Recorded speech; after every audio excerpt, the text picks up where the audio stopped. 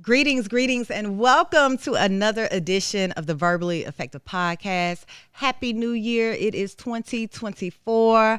I haven't seen you guys, and it seems like forever. I am Ina Esco, the host, of course, of the Verbally Effective Podcast.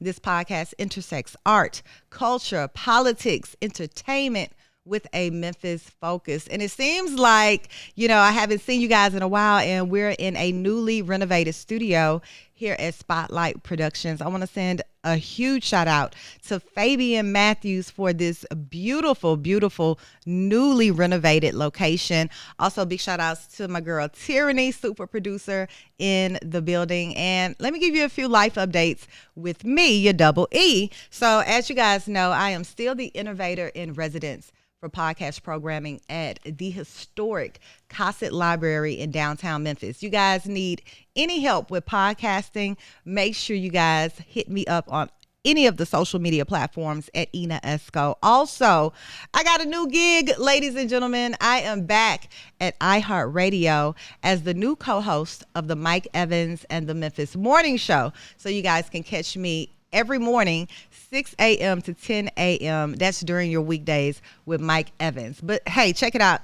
You know why we are here. It's time to get verbally effective. And today I have a gentleman with me that is amazing. When I say he's amazing, he is the principal over there at Westwood High School. He is a member of Kappa Alpha Psi Fraternity Incorporated. He has a fully accredited list of leadership skills we're going to talk about today, and a great connection with the kids because I've seen him in action. I am talking about Trenton Watson. Hello. Good morning. How you doing? Good morning. I am great. Thank you so much for joining me today. Yes, ma'am. On the Verbally Effective Podcast. How are you feeling this morning? I feel good. I feel relaxed and motivated. How about that? Okay, motivated. And, you and I met very recently for a mental health event with the kids from Westwood with the Girls and Boys Club. Yes, and,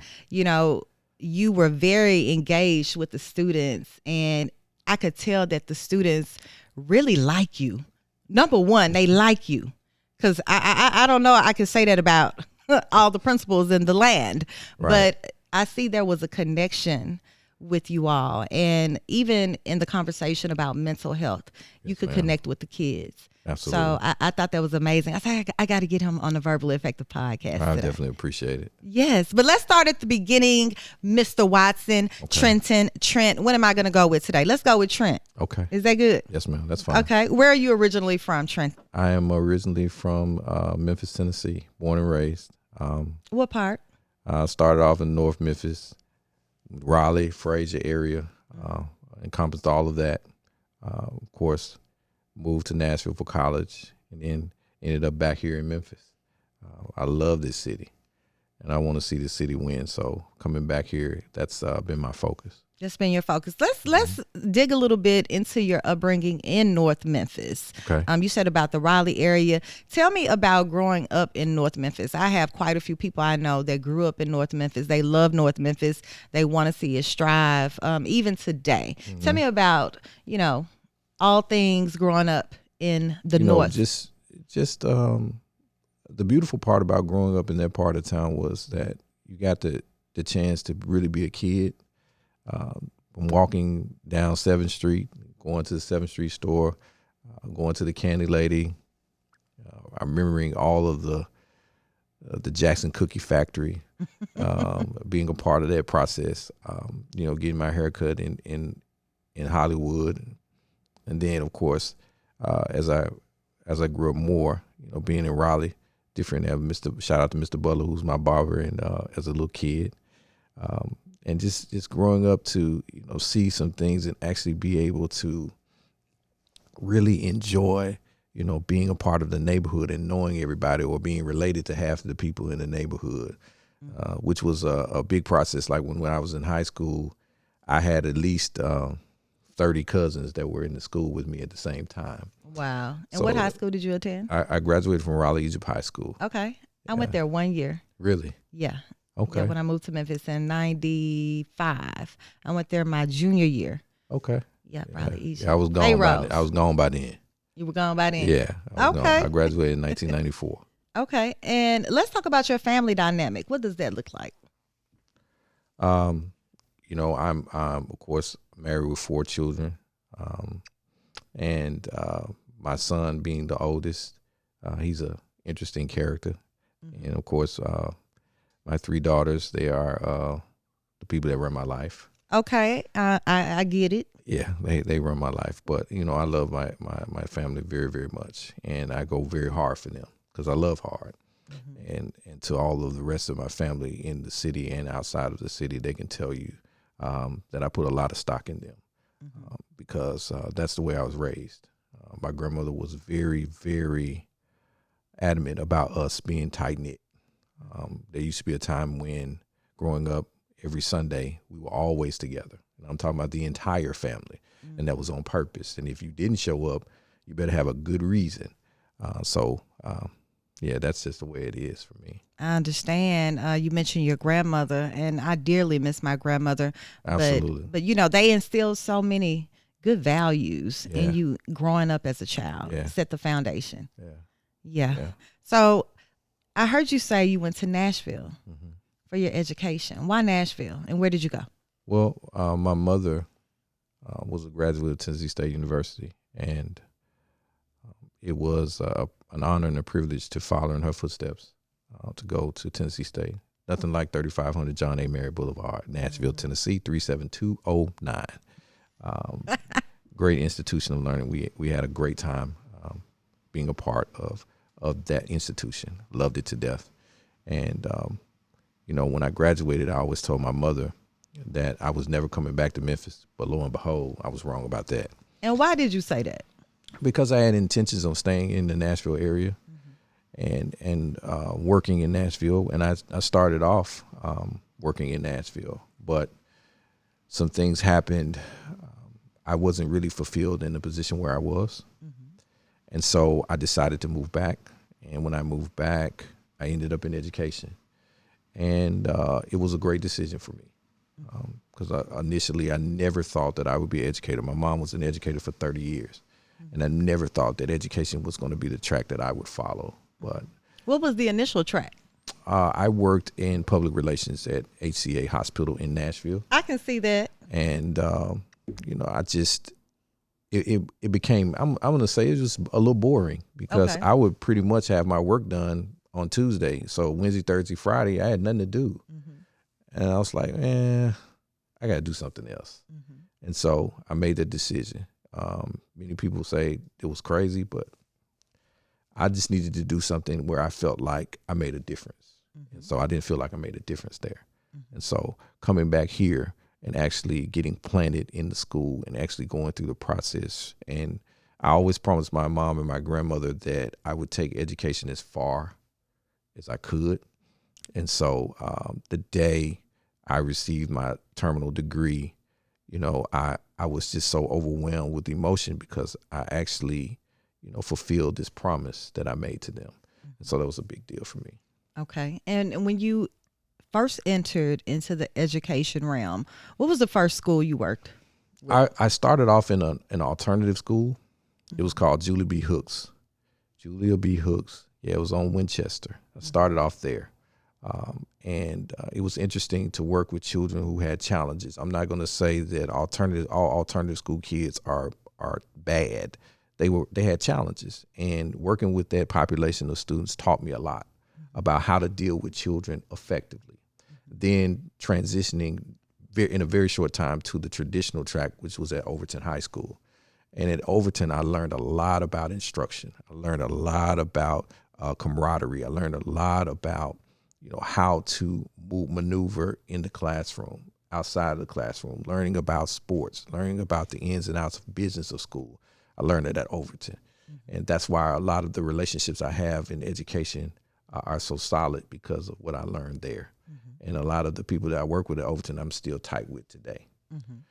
Then moving from there to being, and in a very short period of time, I became principal at Northside Alternative School, which was a non-traditional track because most of the time you don't move that fast. And how did you move that fast? Well, because I had an interest in administration, and my principal at Overton moved me out of the classroom my last year at Overton and made me an administrative assistant because he didn't have an additional AP spot, but he gave me the administrative assistant opportunity because he saw something in me.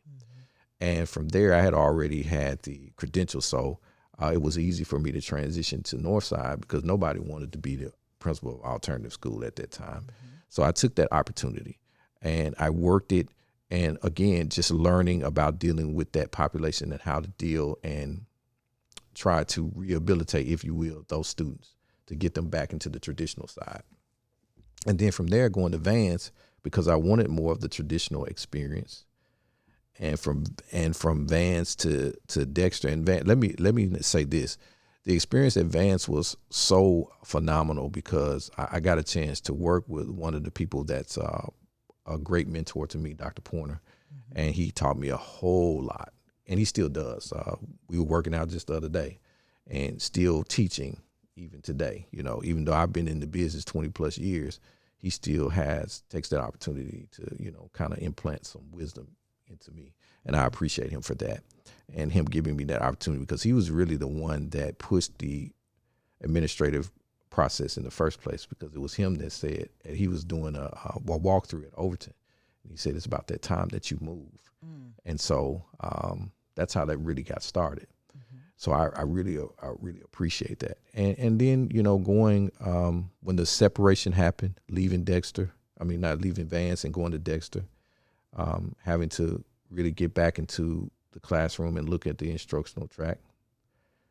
Then once that happened, transition, because I've moved quite a few places because of extenuating circumstances, and trying to grow and develop, going then into the charter school process from working for Dr. Harrington, then going to Maz and Mace, learning about the charter school process. It's been phenomenal in terms of the teaching process. And I never thought that, and I was in a good place in Mace. I was in a good place. I was. Great job, great people. Had an opportunity to learn the operation side. I was doing great. Okay. But then I got a call about going to Menanzas. Initially, I was like, I don't think so. But because of the principal at Menanzas at the time, Eric Cooper was my friend, it's like, this is easy. And it's North Memphis. It's easy. Going back to your roots. I'm going back to the roots. So I was like, this is easy. So went over there, and I mean, I was at Menanzas 1 year, and then Westwood came knocking. Yeah, and so it was easy transition to Westwood. And to give you a little background about Westwood, Harold McRae, who was a longtime principal at Westwood, who was loved at Westwood, still is to this day. He was, I had known him since I was 5 years old. He used to always tell me as a kid that I was going to end up at Westwood. And I would argue with him, no, I'm not. Oh, wow. I'll never go to Westwood. I told him verbatim, I will never set foot at Westwood High School, ever. Look at today. That's where You're I am. the principal. Yeah. And so, you know, I always tell people, I just hate that, you know, he's not here to see it because it means a lot to me, because he meant a lot to me. To be in that position. I have a picture of him in my office. Sometimes they may think I'm crazy because I talk to the picture and ask him, you know, Mac, what would you do in this situation? Because I draw strength from who he was as an administrator. And he gave me a lot of wisdom over the years. Got a chance to work with him a couple of times while he was retired, becoming a sub principal. Sometimes he'd be in the same area and we could talk, you know, about the business of school. So that was always beautiful. And so I'm just thankful to be in this position now. Awesome. So you're now in a leadership role, Right. As the principal at Westwood High School. And, you know, we often, for Memphis schools, you know, I'm reporting the news every morning, and I think something came out recently with the schools being graded on like an A, B, C, D, E, F system of sorts. And Memphis had quite a bit of schools ranking D and F. And I'm like, What is going on with that? What are some of the challenges you face as a principal, and what do you think are some of the biggest challenges in the Memphis Shelby County school system? Well, one of the things that we have to be honest about is that the metrics changed for how they were grading schools. They used the new metric system to grade us from last year's test scores. Oh, wow. So that's why you saw the breakdown with the grades, okay? Because initially the grades would have been a lot higher if we had used the same metrics that they were supposed to use from last year. Why didn't they use the ones? Anytime, let's just be honest, anytime Memphis starts to catch up, they move the needle, and that's what happens. Okay. We have a phenomenal group of educators in this city. Let's not get it twisted. There's some very highly intelligent people in this city that do great work. From the Levi Pointers, the Rodney Rowans, the Alicia Kiners, our interim superintendent Tony Wills. These are highly intelligent people. The Angela Whitelaws. We have to be honest about that. But when we start to catch up, because we know how to manipulate the system to help to work for us, when that happens and our kids start to show success, well, we're gonna move this needle again. So now, guess what we have to do? We have to go back to the drawing board. Back over. Go back to work, and we'll catch up again, and then they'll move the needle. That's just how it works. Our challenge is getting everybody on board to understand that this work is not about buy-in; it's about ownership. We have to own it. That's something that the principal Tara Harris and at BTW and Jocelyn Mosby at Oak Haven and I talk about, or Eric Brent at Tresvant, or Chris Davis at Melrose. D'Avois over at Hamilton. This is the things that we talk about. Dr. Diggs at Oak Haven Middle. Just want to and Eric Cooper. All of us talk about this constantly, about how we can continue to move the needle. We try to get ahead, so when they do move it, we've already surpassed where you're trying to take this thing. And our kids are in a position to be successful at all times. Yeah. That's what we have to do. Wow, I thought that was so interesting. I'm glad you're able to break that down, because I did not know that information. Right. So I'm glad you're able to communicate that. And let's talk about real quick before we go into a break. Trenton Watson, what makes you different than any other principal here in Memphis? Your approach. I think just for me, I've never been one to feel like I've reached the pinnacle of success in terms of education, because I've always felt like I always have room to grow.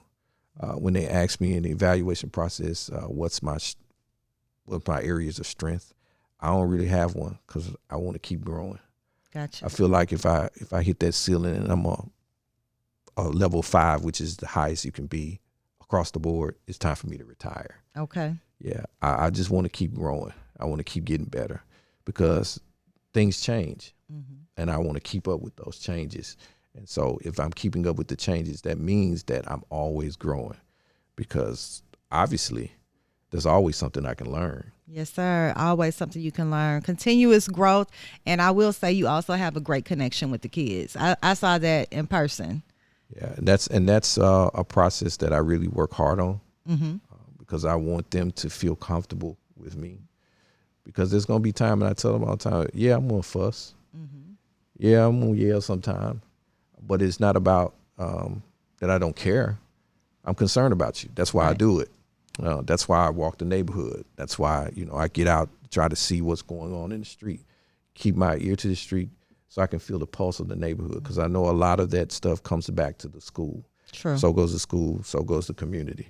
Gotcha. That's why I keep a tight knit with everybody, from Pastor Watkins at Mount Vernon to Joe Cox with the youth of Westwood. We want to make sure that we keep our ear to the street. And that is extremely important. Well, Trent, we are going to take a short break, and you're extremely verbally effective so far, I might add. But we're going to get you a little bit more verbally effective with some ESCO's Pop Talk and a few Spitfire questions in the next segment, okay? Yes, ma'am. All right. Well, thank you guys for tuning in. We're going to be right back with Trenton Watson with more Verbally Effective. And we are back for part 2 of the Verbally Effective Podcast. I am your host, your double E, Ina Esco, sitting here with my good friend, Trenton Watson, the principal over there at Westwood High School. And you know, Trenton, we've been talking a lot about leadership, and we have quite a few leadership changes overall that are on its way here in Memphis. Of course, with our new mayor, Paul Young. My brother. Your brother, your frat brother. Absolutely. How are you feeling about that? I think it's a great opportunity. I think Paul is going to bring some great energy to the city. He's going to make some important changes that are needed here. It's going to be some work, but he's prepared. He's built for it. Oh, definitely. And he's ready to roll. That's the best part, is that he's ready. Yeah. And I think we just have to put all of the ego to the side, those who were running against him, those who supported people who ran against him. Let's get behind him. Let's own this work. Let's make some changes here in the city. We can do it together, but it's only going to happen if everybody gets on board, and let's do it together. Yeah, I'm so excited to see what Paul is going to bring. Just Absolutely. New blood, you know, a Absolutely. fresh lens for the city of Memphis, something I think that we've been needing so badly. That is absolutely correct. Yeah. Yeah. Okay. Speaking of leadership, still, we're going to have an incoming superintendent very soon. We I think they've narrowed it down to 3. Yes, ma'am. But let's talk about it. I know you guys have an interim superintendent right now. Right. However, with a superintendent, a permanent superintendent not being named just yet, has that been a void for you all with the education system here in Memphis, or no? You haven't missed a beat. Tony has done a phenomenal job. Tony Williams has done a phenomenal job. You know, many people wanted her to be the permanent superintendent. So why is that not happening? Well, I think that, you know, there was just some decisions made because of the transition and, you know, the discord from outside of the district and, you know, some other reasonings behind why she isn't going to be the permanent superintendent. But I tell you what, I really appreciate the work she does. And more than anything, she is very accessible and she listens. And that's something that's been a great thing about working with her. She listens to you, and she's open for ideas, and she shows up. She doesn't hide in her office. Yeah, she's out and about. She shows up, and we appreciate that about her. You know, so whatever she's getting ready to do, whatever, you know, track she's getting ready to be on, you know, I support her because I think she's a great person. Awesome. So you're gonna miss her. Yeah, we're gonna miss her very much so. Like I said, she's done a great job, and especially supporting our schools, and especially at Westwood. I haven't gotten a no yet, knock on wood, so I appreciate her. All right. Well, sticking with the theme of leadership, let's jump into Esco's Pop Talk, hitting on some of the biggest trending news just worldwide right now. And one of those things is leadership in the music industry and even in the spiritual world. We're talking about the dismantling of an entertainment dynasty right now. And who do you think of when I say that? Give me at least 2 names. Well, I'm thinking you're talking about Puff Daddy, P. Diddy, and you're talking about TD Jakes. So let's get into it because just at the top of this month, or it could have been late November, Diddy's former girlfriend, Cassie, she filed a civil lawsuit stating that she was sexually assaulted. You know, the actual documentation was just dreadful to read with everything that she went through being Diddy's girlfriend, the things that he had her doing. Not going to just say that right here on the podcast because we've heard it over and over again. However, other women are coming out saying that they've been sexually assaulted as well with Diddy. And not only Diddy, other people in the industry that have been pioneers and leaders in the music industry. People are coming out, women are coming out, men are coming out saying that they have been sexually assaulted. And being in the entertainment industry, you know, you see some of that going on. thank God I've never had to encounter any of that in my career for the last 2 decades. Right. Thank God. But there have always been rumors about Diddy. Mm-hmm. You know, we never knew if they were true or not. But this civil lawsuit, it really kind of opened our eyes to, you know, what he's been doing, because there's two sides of it. You know, he's this great producer, great pioneer in the music industry. But then the other side of that is we have all of these allegations, right? Right. So how do you feel about that? And TD Jakes, you mentioned TD Jakes. People have connected Diddy and TD Jakes as well, going to these freak off parties. Right. And they're calling TD Jakes a power bottom. I can't even believe this is coming out of my mouth, but Right. this is what's going on. So one of the words that you just used is allegation. You know, the dangerous thing about our country is you are supposed to be innocent until proven guilty, but I think in many cases you're guilty until proven innocent. The way social media has taken a life of its own. You know, it's built more on chaos than connection, if you will. People love confusion. They love drama. They love discord. They love disconnect.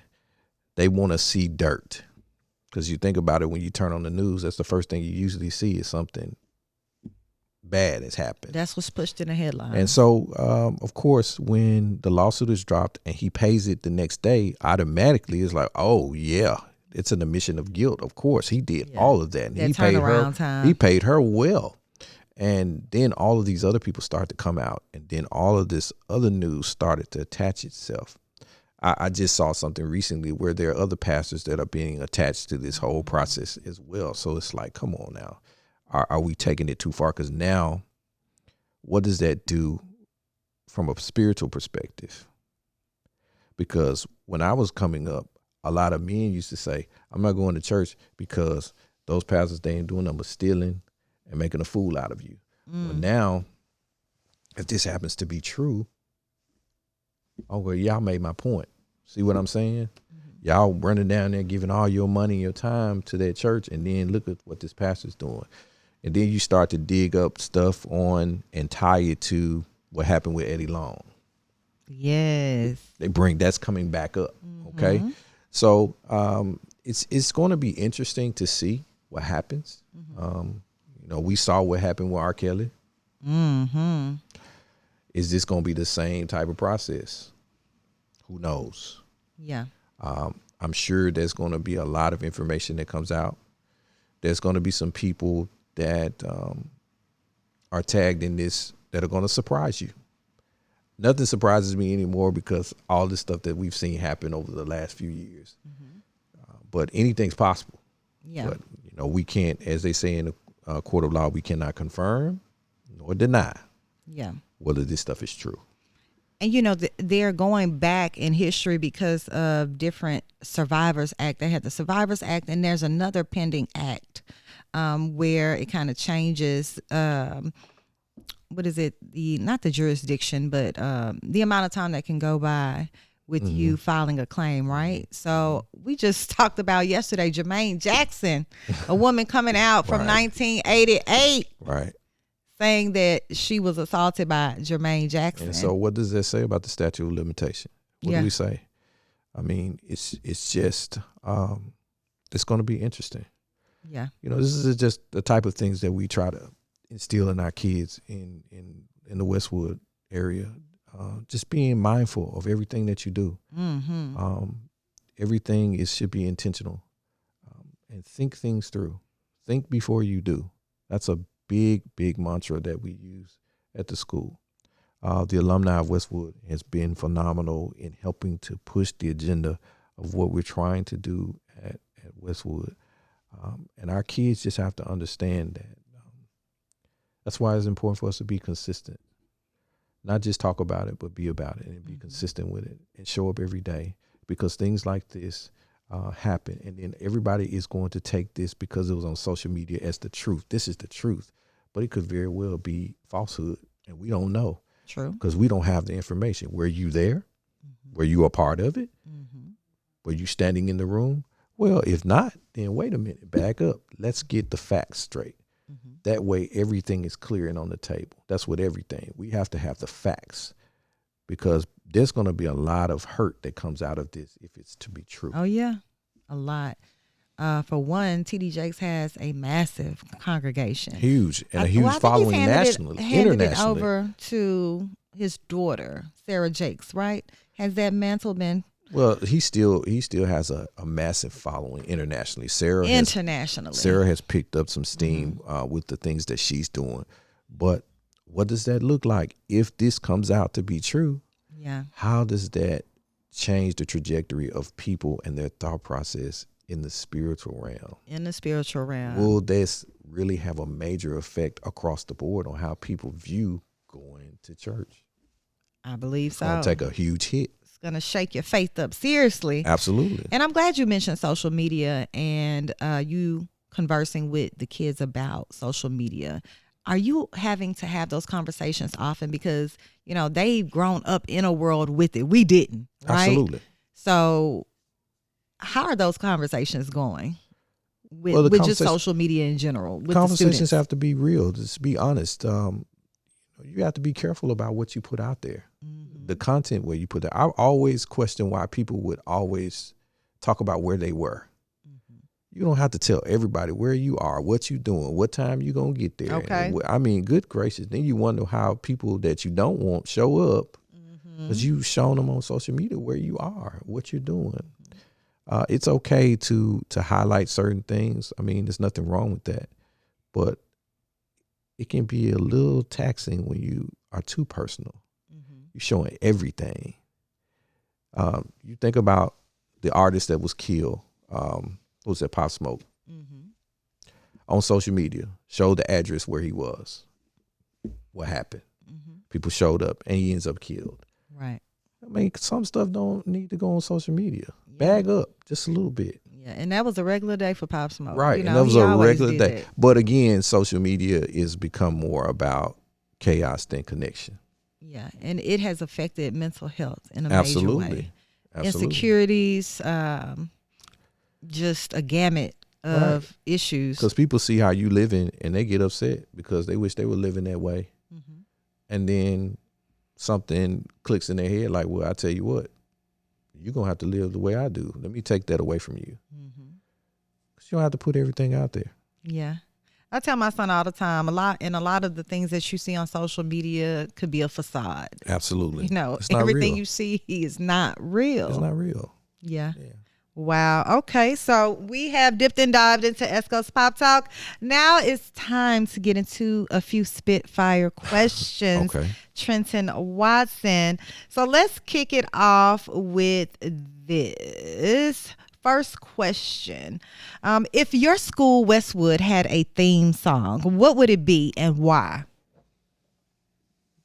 If my school had a theme song, what would it be and why? Well, interestingly enough, I'm a big 8-Ball MJG fan. Okay, 8-Ball and MJG. On August 17th, 1993, one of the greatest hip-hop albums ever to be released in the city of Memphis, coming out hard. The title track from that particular album, Coming Out Hard, that's what we do. I like that. Yeah. I like that. Do you think your students would be familiar with that theme song? Interesting though, I did an interview with 2 of my students. I talked about that and they was like, who is that? So I got some work to do to make sure my babies understand. You could play it in the morning, every morning. Yeah, we'll try to say we coming out hard, but that's what we're doing. Coming out hard. I like that. Absolutely. Okay, what has been the most memorable aha moment for you as an educator? The most memorable aha moment. As an educator. I think coming into education, learning that all students are different and really getting an understanding of what differentiation is and what that looks like with our kids. Because as much as you want to say that all these children are the same, they're not. Everybody's personality is different, and some of them are way different. And we just have to learn how to deal with them and know how to, effectively deal with those children and their different attitudes. Gotcha. Yes, they are different. What is one of your favorite books to recommend to students and why? I absolutely love To Kill a Mockingbird. It's my favorite book. It always has been. I probably read it 100 times. I love the book because I find something different every time. And I use a lot of the themes from that book when I do my Monday messages to the staff, just trying to motivate them. Okay. And what is your preferred mode of education with students as far as communication goes? Well, for me, it's, and then I hate to go back to this, but from a spiritual perspective, my pastor used to say, I'd rather see a sermon than hear one. Mm-hmm. So I try to make sure that I walk it like I talk it. I want them to see that this is who I really am. I'm authentic. I'm not trying to put on airs or trying to do a dog and pony show so somebody can say, oh, yeah, this is who I am.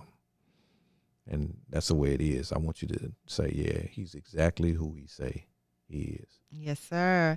And what is the most rewarding aspect of seeing former students succeed in later years?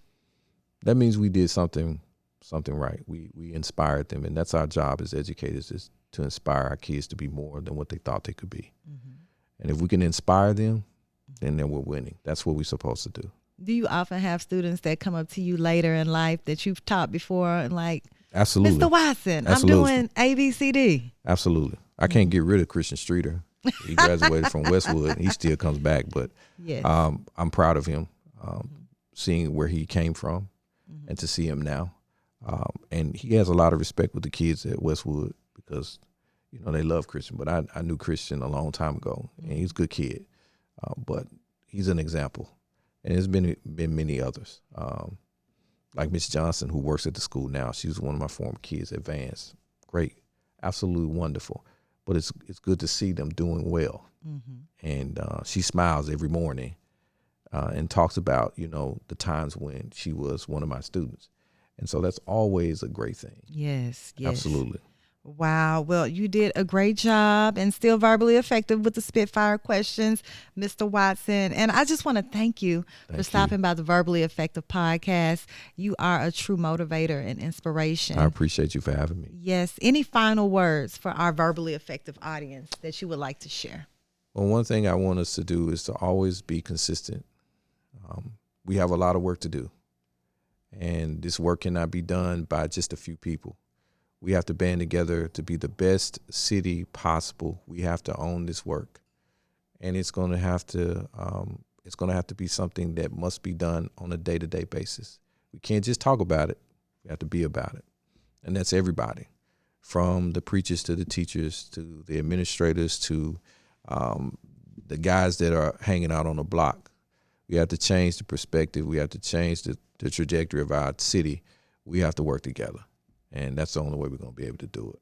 Yes, sir. Well, thank you, Trenton Watson, principal. I'm going to say president of the United States, but principal over there at Westwood High School, member of Kappa Alpha Psi fraternity, one of our leading educators in the city of Memphis. Thank you so much for joining me today. Thank you. Thank you for having me. Yes, sir. And thank you all for listening to another episode of the Verbally Effective Podcast. Make sure you hit that subscribe button on the Ina Esco YouTube channel, and also tune in bright and early weekday mornings, 6 a.m. to 10 a.m. to the Mike Evans and the Memphis Morning Show. I am the new co-host over there at iHeartRadio, and I appreciate all of your support. Hit that follow button on all platforms for Verbally Effective.